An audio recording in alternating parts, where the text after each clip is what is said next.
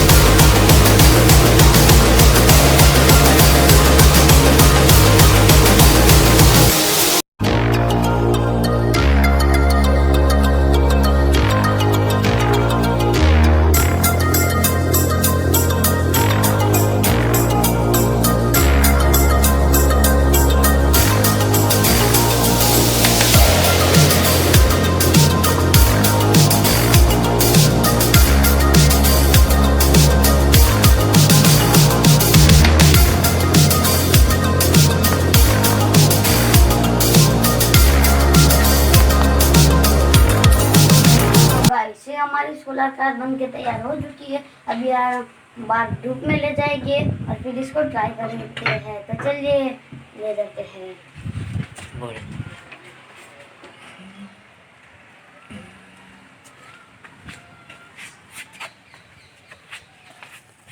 हो ये पूरी फटने लगी इसका। अब देख सकते हो टायर फिरने लगा।